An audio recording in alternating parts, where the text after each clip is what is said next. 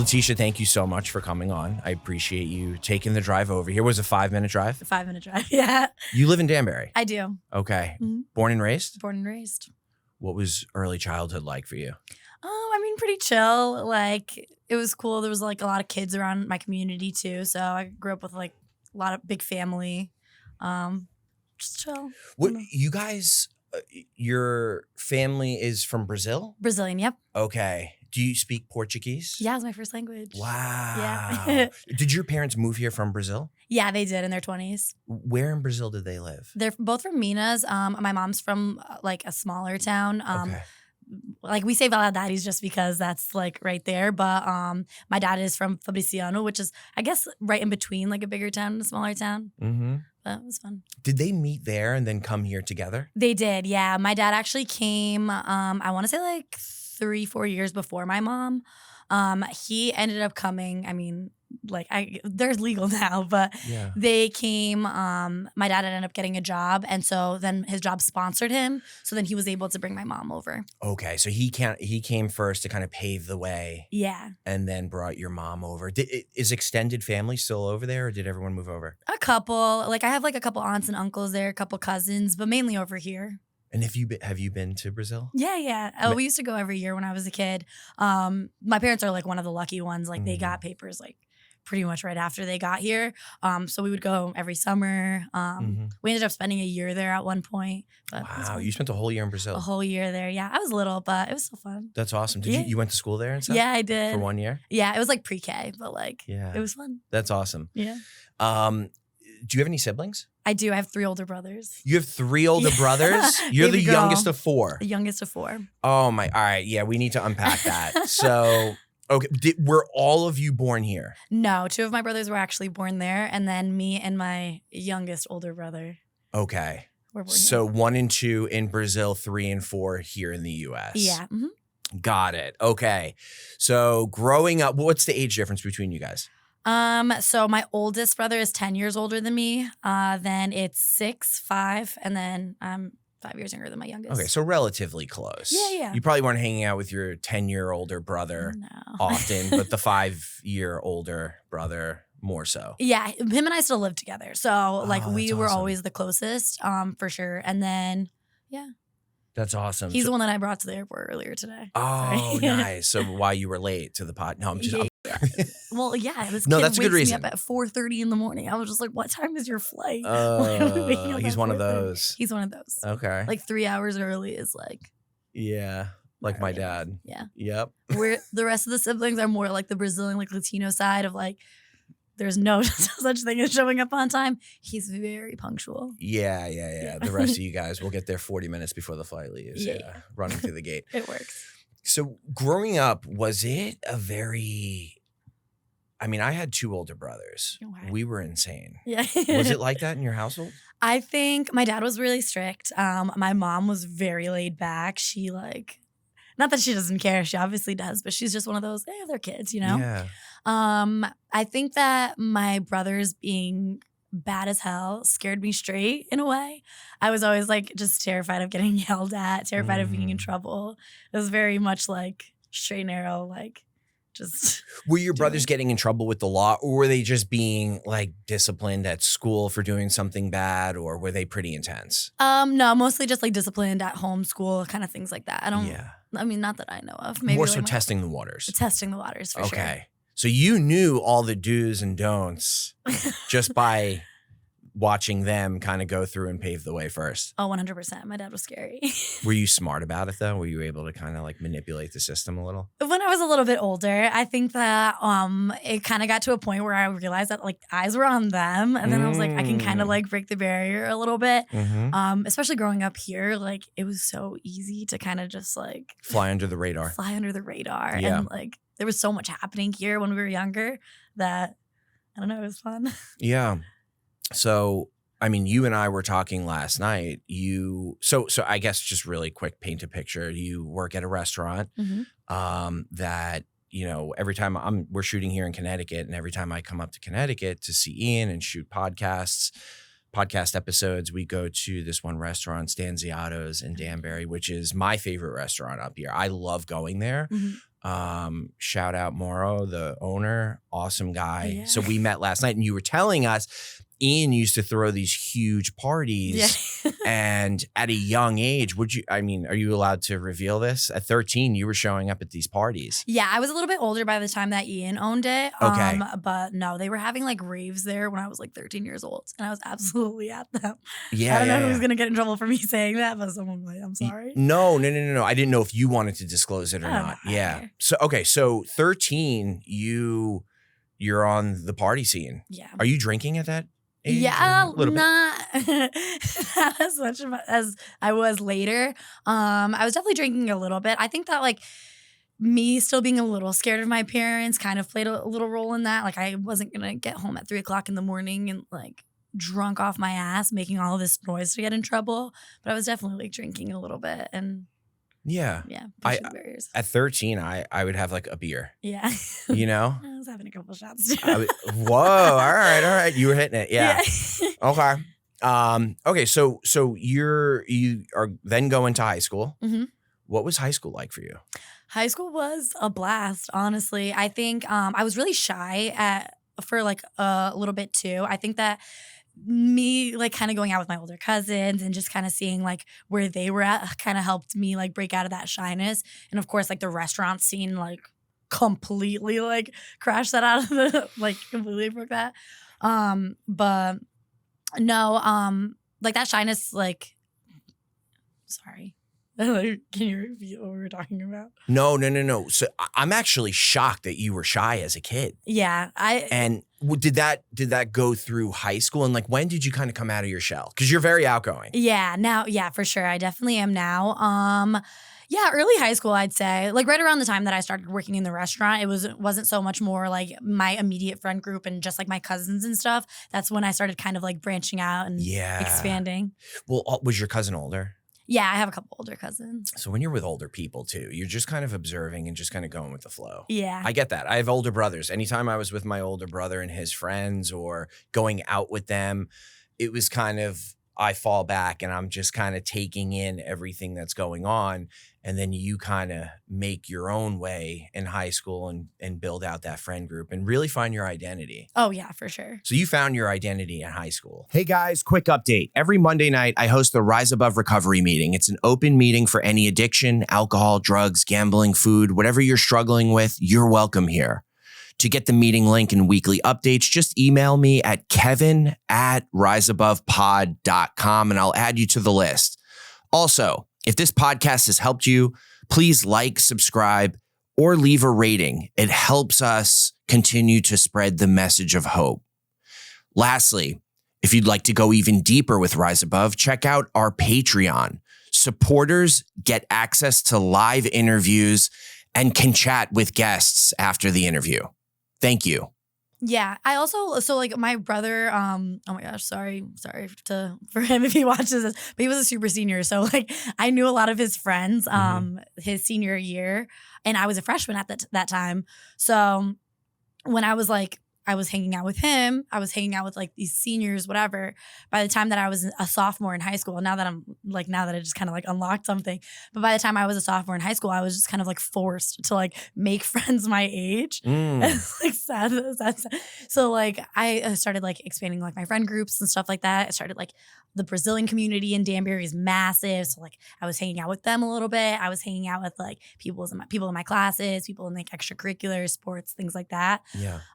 So then that's just kind of like where it just all expanded. Yeah. The same thing actually happened to me. I was a freshman. My older brother was a senior and I was friends with, I had my friends my age, but I was hanging out more so with the older kids. And then when they left, I was like, all right, I got to really expand. So I relate to that. I get that. The Brazilian community in Connecticut as a whole is pretty big, right? Yeah, massive. So isn't, you know who Glover Teixeira is? Yeah. He has his own gym here. Do you guys know one another because you're both Brazilian or? No, he's from like the Amazon. So he's like super North Brazil. My family's more like Southeast. So like we don't know each other like that. I just know him from the Native Valley. And then you have Alex Pereira as well. that trains at the gym. Mm-hmm. Yeah. So you got a notable Brazilian community here as well. Yeah. No, there's some big names around here. That's cool. Have you ever done Brazilian Jiu-Jitsu? No. I don't think I'd be like coordinated enough, honestly. So you go on, did you graduate high school on time? And yeah, I graduated on time. Mm-hmm. I have a late birthday, so I graduated. I was 17, Mm-hmm. and then it was just kind of like that push, like, oh, like you graduated, so you kind of like have to go to college. Yeah. So I ended up going for a little bit, stopping for a little bit, going back, and then I was just like, you know what, screw this. Like I ended up going to Lincoln Tech, and I got my RMA through there. So I started my RMA, my medical assisting license, in January of 2020, March 2020. Oh. Yeah. So that was fun. So right after your program, you go, or like part of your program, I guess, you have to do 180 hours of an internship at a healthcare office, which was a blast. Like, don't get me wrong. I was working, like my best friend ended up working there at the time. So I did that for about a year, like while still working at the restaurant. Mm-hmm. And honestly, just like COVID put the worst taste in my mouth of just like the healthcare field, just people in pain in general. So it kind of just became one of those things as like for a lot of people that are in the restaurant industry, like way into their 20s, 30s, 40s. It's just comfortable. Like I realized that I was making more money in the restaurant, working half the amount of hours, and like being happy going in, you know, like people are excited to see you. People like want you there. Yeah. So it was a complete 180. Financially, it would have paid off down the road to continue down that path versus the restaurant. But what I respect is the happiness aspect. Good life. Mm-hmm. And quality of life is very important. And roped into that is your job. Yeah. And if you're going to work every day, like F this, dreading it, that's no way to live. No, absolutely not. I also want to take a step back. You were briefly telling the story earlier before we were here on the show about you started working at 17 years old. Yeah, I was a little younger because I was doing like the babysitting thing. Okay. So then I did the babysitting thing. I did like a couple like fast food things. I worked at Chipotle for like 5 minutes. Nice. And then I went straight into the restaurant when I was 17. So you had this work ethic at a very young age. And I want to highlight this because I feel like we're lacking that right now in society, especially in the US. Yeah. When I was 16 years old, my father dropped me off at a restaurant, said, there you go. Yeah. Go work. Become a busboy. Yeah. And I did. And I worked and I had my own money, but it taught me so much more than just, you know, being able to earn something through making money. It taught me how to manage money. It taught me how to just build structure and implement structure into my life. It showed me how to show up. Yeah, you know, absolutely. Playing sports showed me how to show up as well and play as a team. But this was like a different type of team, right? Yeah. And it set the stage for my life, for the rest of my life, and how I worked and how I operated, how I communicated with people, and just learned new cultures because there were different walks of life that were working in the same place I was working. What did that do for you? Just and is it a Brazilian thing too, or because I feel like Americans now, not shitting on Americans, but Americans now, it's very hard to come by. Oh, you know, like, I mean, I see it all the time now. Like, I hire people older than me that don't want to work, and I hire people younger than me that do not want to work. I don't know if it's necessarily like a Brazilian thing because, like, I've seen like both sides. Also, like, a lot of the people here are like American Brazilian. We're not like, we weren't born there, you know? Yeah. I honestly got it just from my parents, really. Like, my parents like built everything that they have now just on their backs. Like, they didn't go to college. They didn't do all these things. They came here in their early 20s, like younger than me by the time they had kids and things. And and like now they have a house. They have nice cars. They just grinded. Yeah. So just kind of seeing that mostly. But yeah, like a lot of like the stability, a lot of like money management. Yep. Just like saving too. Yeah. Like I wouldn't have the things that I have now if it weren't. Yeah, like the $100 the projection screen that you got from TikTok Shop. No, I did buy a $24-foot $100 screen on TikTok Shop. A 20. So yeah, you were telling me and Ian at the restaurant last night, and to the listeners now, you bought a 24-foot projection screen. It's like a blow up screen, right? Yeah, no, it's sick. It's like a bouncy house kind of looking thing. Yeah, it's huge. It blows up like a bouncy house too. Yeah. Oh my God. And you got it on TikTok Shop for $100 is a bargain. Isn't it? Steel. No, so then I was like, I mean, how big is it going to be, really? I'm like 24 inches, maybe. My God. No, 24 feet. It's massive. Like the size of this wall. Probably a little bigger. Maybe really? A little bigger? Yeah, the screen is probably the size of this wall, and then like with the outside like blow up part, I guess. Oh my God. It's massive. Did you where did you get the projector from though? TikTok Shop.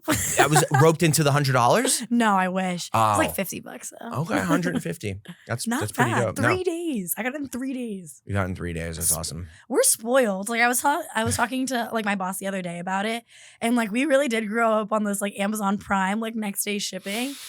Like there's things that depending on what time I order, I can get it the same day. Yeah. We are so spoiled. We are. I was just talking to someone about this. I did I tried drop shipping. You know what drop shipping is? Yeah. So basically piping supply with demand. And I created a website and I sold shoes that I was getting for $9 in China. And I basically just posted them for $34.99. And I would do it every year. I did it for a couple of years around Black Friday up to Christmas. Okay. And the caveat was they were still cheap shoes, right? For $34.99. I mean, I was getting them for $9. It was 250% markup, whatever. The caveat was it was like 3 weeks it would take to get to you because it was coming from China. Yeah. And it was on a boat. Like 3 weeks to a month. Yeah. So my reviews weren't great. Yeah. But I did well with it, you know? So, but anyways, yes, we are spoiled. With Amazon, we get things sometimes the same day, which is wild. But okay, so I want to talk about, so you experienced a DUI. I did. And, you know, one of the main reasons why I wanted to have you on here, not just your personality, but to talk about DUI, drinking and driving, repercussions. I mean, of course, we know that when you are under the influence behind the wheel, you know, it could take someone's life. Yeah. We could hit another car. You could take someone's life and then take your life as well.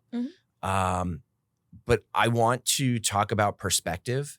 We don't think about that. And I will be the first to admit I have drink and drive. I did not get caught. I'm guilty of it more than once. Yeah. But I know the position, even the peer pressure, not pushing accountability off of myself, but just, oh, we got to get here. We got to go here. I just want to go home. We got to go do this. It's a short drive. It's quick. And you don't think about it beforehand. So, and you went through a lot, the backlash after it. You were telling us last night and, you know, and I want to help educate people, younger people, parents of whoever, or even older people who are thinking about or in that position, maybe will remember this episode and think twice before they drink and drive. So why don't you start from the bottom, day of that it happened, and walk us through the story, exactly what happened. So basically what happened is, I mean, like you worked in the restaurants, like everyone becomes such a family there. So two of my best friends were working with me at the time, and we had a friend that was DJing at this bar in Stanford. So we were like screw it, like let's go after work. We usually get out around like 10:30 anyways. So it's about a 45-minute drive to Stanford. We bring all our stuff, we get ready at the restaurant, and we run out of there. So we go down to Stanford. We're there for like maybe an hour or two.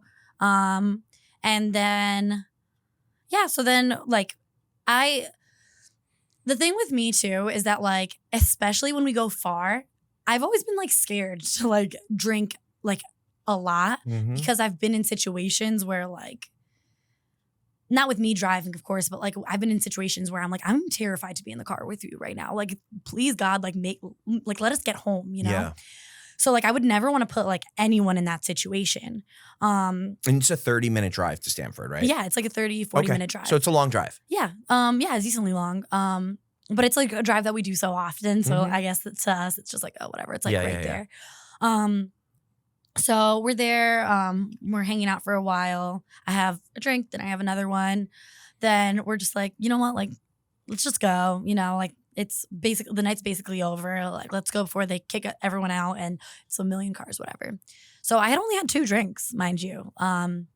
So, I mean, I don't know how much alcohol they put in them. What kind of drinks were they? I had 2 tequila cranberries. Oh, yeah. Okay. You had like 8 drinks. No, I'm just kidding. I'm kidding.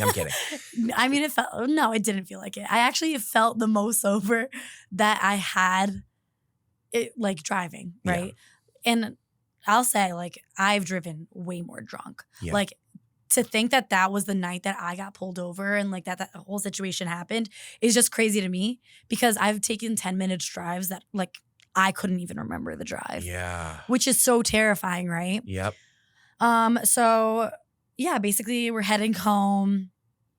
Boss told you yesterday. So I ended up getting pulled over, but I was going like 35 miles over the speed limit at that point in Wilton. Mm-hmm. So me being an idiot, like I should not have been driving that fast. Mm-hmm. I understand that.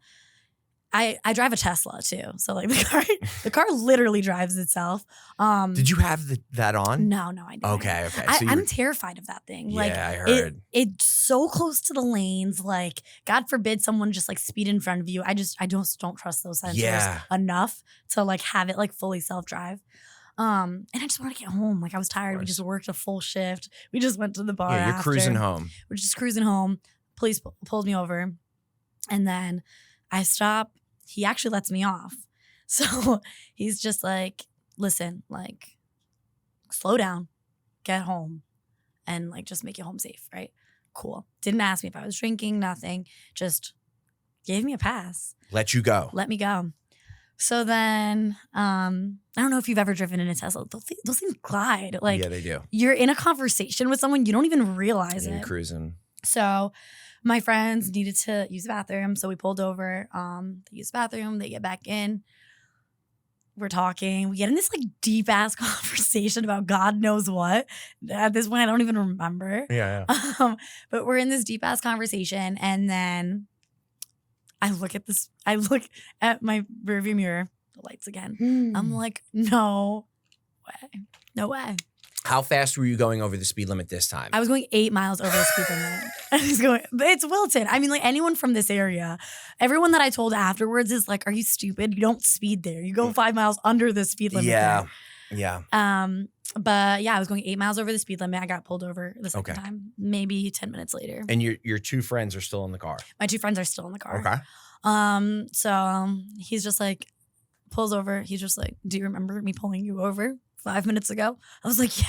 It was the same cop? It was the same cop. But you were going in the same, like, the direction. How did he pull you over again? I don't know. They say that, like, apparently they weren't following me. I don't really understand, like, how that's not following me. But whatever, you know, maybe someone signaled and they both showed up. And it's never just one cop car either. It's 2 cop cars that'll pull you over. Yeah. So, so they pull me over again. Then they're just like, step out of the vehicle, like field sobriety test, whatever. Mind you, I'm wearing like these boots like this high. It's freezing. This is like, I got it December 28th. So this was December 28th of 2024? 24, yep. Okay. So like this. 6-7 months ago. Yeah. It is cold as hell. Like it is freezing out. I'm wearing way too little clothes. We were at the club. So I'm freezing. I'm telling this guy, I've never been pulled over. He's just like, you don't remember me pulling you over? I was like, of course I remember you being pulled, like you pulling me over. Yeah. I've never been pulled over before this. Yeah. But then they do a field sobriety test. Then he starts doing like the eye test, and he's like, and his finger is like shaking. I'm like, am I like going crazy? Like his finger is shaking, but apparently that's what they do. Mm. And then they always get you, like by like when they go up and like their fingers are shaking, your eyes do this almost like vibration thing, and that's how they can tell if that you've been drinking. Yeah. So I mean, I told him the truth. He asked me how much I had to drink, and I told him I was like, I had 2 drinks. Yeah. apparently that's the wrong thing to do because you tell them 2, they multiply it by 4. Now to them, you've had 8 drinks. Yeah. Exactly what I said before. Yeah. So, So then my friends are still in the car. They're like my phone needs. I'm also the most type B person you will ever Your meet. phone's always dead? My phone's nearly dead, or like I never have like my key for the car. So my phone unlocks it. If I have to, not that I would get to keep my phone anyways, but my friends have to keep my phone. They wouldn't let them drive either. They didn't do any like field sobriety tests or anything like that. I think the cop was just mad that I got pulled over twice. Yeah. But wouldn't let them drive. So then he takes me in, and like knowing me, I'm like trying to make light of the situation, right? I'm making these like probably inappropriate jokes, but the only way that I know how to like, I don't know, I guess ground myself in that situation is like making jokes. Like, of course. You find comfort in humor. I do. I really do. Yeah, and it's a fucking weird, it's an awkward situation being in the back of a police car. Yeah. Not many people experience that. No, it's very uncomfortable. Yes, I know. I've been in the back of one many times. They're not regular seats either. No, they're very tight. Yeah, no one ever told me that, So, they take me down to the precinct. Handcuffs are so tight. It ended up like cutting my wrist. I remember telling them, and it hit the guy just being like, they're not supposed to be comfortable. Like, the guy is an asshole. So then... Wait, I have a question. You said they didn't do a field sobriety test. Did you mean they didn't do the breathalyzer? Yeah, they're not allowed. I guess they're not allowed to do it on scene Okay, so they did the field sobriety with the finger and stuff like that, but they didn't make you walk? No, they made me walk. Okay. They didn't make my friends walk, but they wouldn't let them drive the car. Got it. Yeah. Okay, so they didn't do field sobriety on them. They just said you can't. I get what you're saying. Sorry about that. No, I misunderstood. Okay, so then you get there and go ahead. Sorry. Yeah, they booked me. They let me sit in a cell for a little bit. So then they're like, oh yeah, like you have to blow. And mind you, like no one in my family has like ever really been in trouble with the law. I don't really know that many people who have been in trouble with the law, honestly. So like I never knew like the ins and outs. Like I don't know. So so the guy is basically like, if you don't agree to blow, then you're automatically like claiming you're guilty, and it's a year without your license or whatever he said. Honestly, he's scaring you. Yeah, he was just scaring me, just like intimidating the hell out of me. Yep. I'm in this cell, freezing. He wouldn't let me like keep my jacket on, nothing. And so then I agreed to do the breathalyzer. So with the breathalyzer, I blow a 0.8 the first time. 0.08. 0.8, yes. Yeah. 0.08. No, 0.8, you're dead like 4 times over. Yeah, no, 0.08. 0.08. And then like if you look at like the scale, they gave me like a little sheet afterwards. So like I blew 1 point over that the second time that I blew. I guess I used the wrong word yesterday and you guys were making fun of me, but like the alcohol really does like marinate in your blood. Like, it like sits in your system. So like it gets higher before it gets lower. So then that's why there's like certain time restrictions on like when they're supposed to breathalyze you. So got it. They made it. They breathalyzed me at so the highest. Yeah, they know what they're doing. Yeah. So there is, so your boss Morrow was telling us this yesterday. And I probably shouldn't be sharing this on here, but I'll share it because it's just, I was shocked and it makes sense. If you are pulled over and you have been drinking and they're about to do a field sobriety test on you, fake a heart attack. Yeah. Because they have to call the ambulance and they can't take blood. Listen, I don't know what the ins and outs are, why they can't take your blood while you're having a heart attack. I mean, I understand that physically why they can't. I don't know if medically they can't, but yeah, that's one way to get out of a DUI or a DWI. Yeah, I wish he was a fly on the wall that day. Yeah, I wish I knew that. And liability purposes as well for an officer. An officer will think about, well, do I want to lose my job or get this DUI for the night? Obviously, I don't want to lose my job, so let's call the ambulance and stop the field sobriety test. Yeah.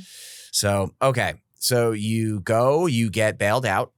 Or was there even bail? There was bail. And it's so funny too, because like everyone has their like their things to say, their opinions on the situation, right? It was a $21 bail. $21? It was 20. Well, you do 10%, right? So 21, it was 21, a $21 bail to get me out of jail that night. Interesting. Yeah. I had it in my glove compartment. I was just like, just search. Just like, go take it from my car. Just take it from my car. Yeah. And just go with it. Okay, so you get out. Mm-hmm. What time is it now? At this point, it is almost 6 o'clock, or I think it's just past 6 o'clock in the morning. Okay, and then do you have work the next day? I do. I have to be at work at 8:30 in the morning the next day. So do you even go home or do you go straight to work? No, I had to go home. I went home. In your dress? Yeah, I was not gonna go. My boss would have murdered me. Yeah. Like of course. I go home. I take the quickest shower of my life. I'm just like, I just need to get the jail off of me. I take a power nap. I texted my mom and I was just like, please wake me up at 8 o'clock. Like, please wake me up. She wakes me up. You know, like when you wake up and like you just had not had enough sleep. So you're just like delirious at that point. And I go to work. I get to work at 8:30 in the morning. There, I set up one of my biggest events at the time. Yeah, it was a good event. Okay, so let's now talk about the repercussions. Yeah. So you get the DUI. What happens from a repercussion standpoint? Tell the story. So you were going to tell your mom. Mm-hmm. Tell us the story of how your mom found out. So I didn't want to tell my mom until I met with the lawyer. Mm-hmm. Just because, like I said, like I don't know anyone who's gotten in trouble, you know? Of course. So my boss had a lawyer that he connected me with. Well, it's so much to the point where, like, even what I was telling you yesterday, like, when I asked my boss about the lawyer, I was just like, where do I even get a lawyer? Like, how much do you even pay a lawyer? Like, $500? He's just like, $5,000 maybe. If you're lucky. Yeah. I'm like just crying immediately. Yeah. I'm like, oh, okay, cool. So I ended up meeting with the lawyer on Monday morning. This had happened on a Friday night, Friday into Saturday. So, and I don't even know why it kind of compelled me to like ask her, because I hadn't seen it on the news before, but I was just like, hey, like, what are the odds that like they're going to put this on like social media and like my mom's going to find out, someone's going to tell my mom. Mm-hmm. Do I tell my mom? Yeah. She's just like, tell your mom today. Like right before New Year's, like they're going to be like wanting to like make announce a statement. It. Yeah, make a statement. Don't whatever. drink and drive. Don't drink and drive, and right? What town did you get your DUI in? Wilton. I was right on Route 7. Okay, so they're just like any small little crime that happens, they're blowing it up. Anything. Okay. All right. So you're now going to approach to go tell your mom. So I texted my mom. My mom usually gets home like right around 5 o'clock from work. So I texted her and I was like, hey, like let's talk when you get home. Like I really need to talk to you. And me and my mom are close, so I don't think that she thinks anything like super deep about it. Mm-hmm. So 5 o'clock rolls around. She comes home. I'm like I hear like the footsteps like up the stairs, like charging into my room. And I'm like, okay, she's coming. Like, what am I about to say? I had like practiced this in my head like 100 times over. Cause like my mom like has worked so hard for us, you know? The last thing that I want to do is disappoint her. Yeah. And I think that was like the part that I was the most worried about. Money comes and goes, you know? The thing that like scared me the most was like just disappointing her and like the family finding out and like her, it seemed like she didn't do her job like raising us, you know? Yeah. So I'm not mad at you. I'm disappointed in you. Oh, I hate when they drop that. And my mom is like a really big part of like her church. Like she's at church like 5-6 times a week. Yeah. So like, and you know, she should be getting all the good karma. She should be getting all the good karma. Yeah. And like, unfortunately, like the Brazilian community, as much as I would love to say we're united, they will stab you in the back before any other community in this place. They gossip. Like every crazy. Other community. Yeah, Brazilians are mean. No, but so like I just really didn't want to disappoint her. So she comes into my room and she's just like, were you arrested last night? Before you could tell her. Before I could tell. Before I could get a word out. Before a hi, like anything could come out. She's like, did you get arrested last night? And I'm like, again, trying to make light of any situation. I'm like, no, I got arrested on Friday. And like, she's like, arrested on Friday? That's not funny. Like, you got arrested? Like, why didn't you tell me? And that's when like automatic tears. I'm just like, I wanted to meet with a lawyer. I didn't know what I was expecting. Like, whatever. She's like, why didn't you call me? I'm like, I wasn't that bad, you know? To me, I only had 2 drinks. Like I hadn't gotten pulled over like the weekend before when I had 6. Yeah. So, yeah. How did she find out? Oh, it was on Facebook. Okay. There was 4 articles published. 4 articles published in the news. Mm-hmm. And then obviously all that news gets broadcasted all over Facebook, especially with like, you know, the towns, neighboring towns, any kind of crimes. Okay, so she saw it on Facebook. Yeah. Was your mugshot posted? My mugshot was posted. Oh. And mind you, I had just been sobbing in a cell for an hour. Like my face is all puffy. Like my hair is like slicked back. I'm like so tired. Yeah, so my mom saw my mugshot. My full name, full government. First, middle, last. Yeah. Look.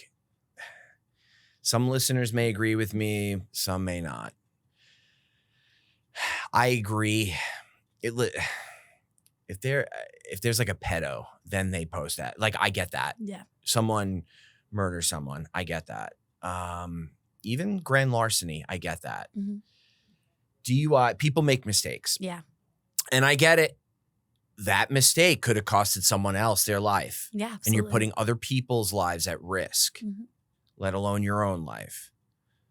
But sometimes with certain crimes, the news, they're relentless and they're brutal. Mm-hmm. So they put you out there. Yeah, they put me out there. Okay. So does your mom then tell your father? No. My parents have been separated for like a couple years now. My dad retired a couple years ago, so he spends half his time here, half his time in Brazil. Mm-hmm. So he was in Brazil at the time. So Dad was away. Thank God. Yes, thank you. It didn't make Brazil. I don't know, actually. It has not. Or actually, I know that I made Brazil because my grandma does the same. My grandma spent 6 months here, 6 months there. First thing my grandma says to me, as soon as I see her, we have like a get together at like my aunt's house. She's just like, "You're not drinking, right?" I was like, "No, Grandma, I'm driving today. I cannot drink." Yeah. So I know it made its way down there. Yeah. It was just never part of the conversation. Yeah. Okay, so you then go to court. Uh-huh. And what happens from there? I mean, lawyer hurt a little. So I go to court. It was my first time being pulled over or anything. So like I never got suspended from school. Like I had a pretty like clean record. So basically they put me in part of this provisionary program. So then after court fees and like what was it? You pay court fees, you pay for the lawyer, of course, you pay for the classes that you have to take. Connecticut has this provisionary program that lasts a year. So then after the year is over, your record is clean. But you pay a couple $100 per class, 6 weeks, 12 weeks.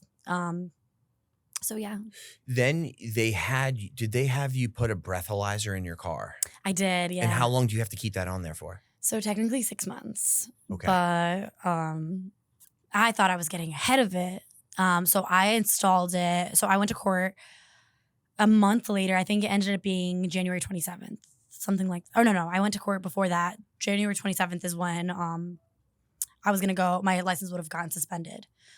So I wasn't aware that you're supposed to get the breathalyzer after your suspension. Okay. So technically I got it 45 days before it even counted. Okay. So I was paying for this breathalyzer a month and a half. They make you pay for the breathalyzer? How much do they make you pay? Oh my gosh. So the breathalyzer in a regular standard car is like $500, depending on like which brand. Like there's a million brands that you have to get. But in a Tesla, I was the first Tesla in Connecticut to get a breath. I think I was the first EV. Yeah. Way you were the first Tesla in Connecticut to have a breathalyzer installed on your wheel. No, it's installed on my brakes. Oh, okay. Yeah. So whatever. So I actually made an appointment. Because I may be an idiot not doing my research. So I had gotten it. I told them that like the 27th was the last day. So I ended up getting it a couple days before that. But I had an appointment booked with a place that was so scared to do it on the Tesla in case anything went wrong that the guy never showed up. Yeah, he denied you. He denied me, yeah. So then I had to get another appointment. I had to like call like the interlock company, be like, what am I gonna do? Yeah. So then they ended up getting me this other place in Norwalk, and they did it. But they had told me, they were like, just hang out, like go to a restaurant, like chill. It'll be installed in like 3 hours. I was there for like 6-7 hours, and instead of paying $500, I paid $900. Yeah. Plus tax, whatever.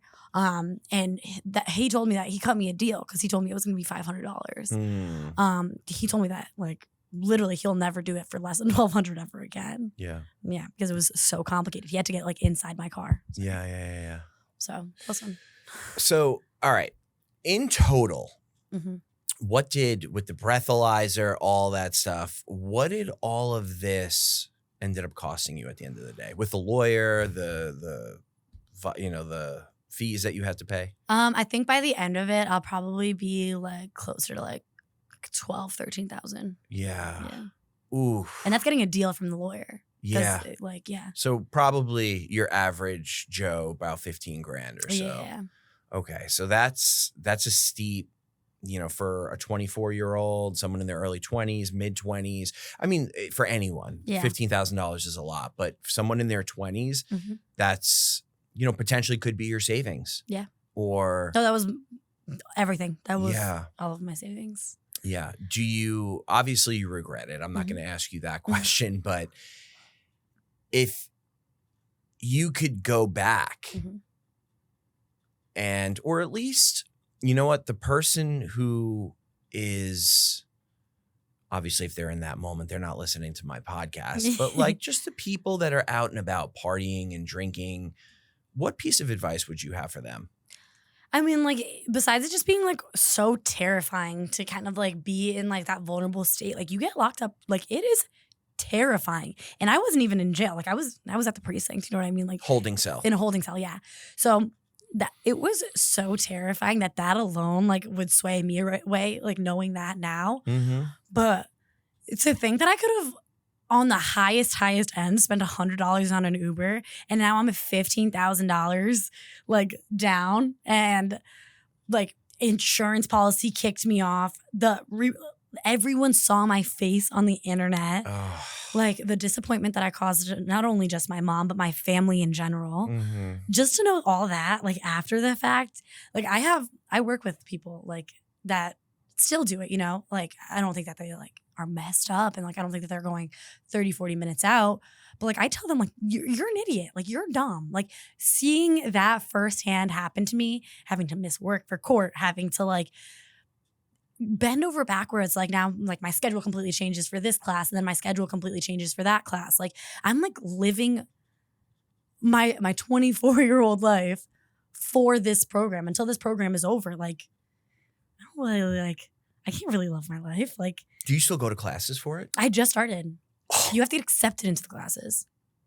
What if you don't get accepted? Then that sucks. Then you're like, but you have to do it for the court. You have to do it for the court. Interesting. Okay. I mean, like if you don't, it's also like a mental like evaluation test. Like like honestly, you're crazy. You are not accepted. Unfortunately, you're gonna go to jail. Yeah, they were asking me DUI. No, I'm just kidding. They were asking me questions like, "Do you need alcohol to like live?" Absolutely not. Or I mean, like me personally, Yeah. Like I was like, no, like I don't.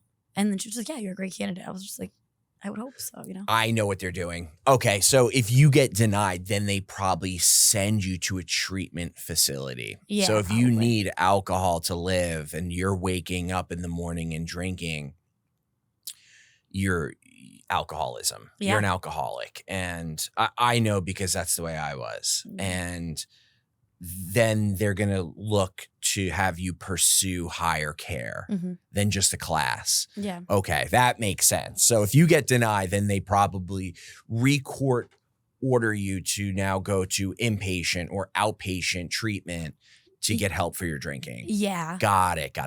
And what's so funny too is like looking back at it, like, and my boss was saying it yesterday, like right after I got it, like right before I got like the breathalyzer installed and stuff, I started drinking more. Like, it's not like it slowed down. I was terrified. Like, it's not that I was I couldn't drive. Yeah, but you were drinking like just socially out with friends more. I was drinking. I was like, people would say like shots now. I'm like, shots, please, you know? Like, like I just need to like distract this from like whatever. Yeah. Even though like that probably made me look worse in that situation, you know? That made me look more dependent on it. Yeah. And it's not that like, I think that like I was dependent on it at the time. Like it was just my escape. Like it was just like, I don't want to think about this right now. I just want to have fun with my friends.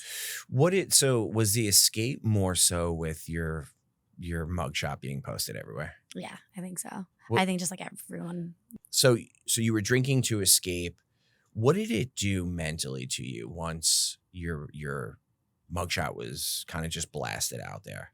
I was just like heartbroken, honestly. I think I was scared. I didn't want people to like think of me like any type of way. Like I feel like everything that I had worked towards just like completely like changed my reputation. You know what I mean?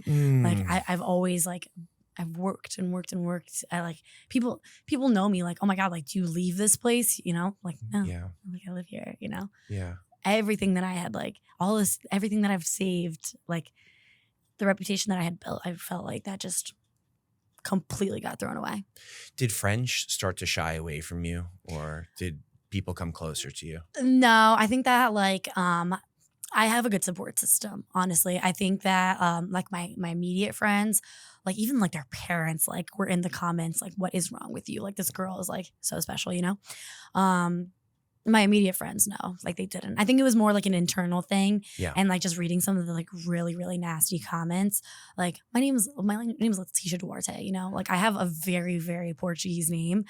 And like even it was like right before like Trump had gotten in office and, you know, like all those talks.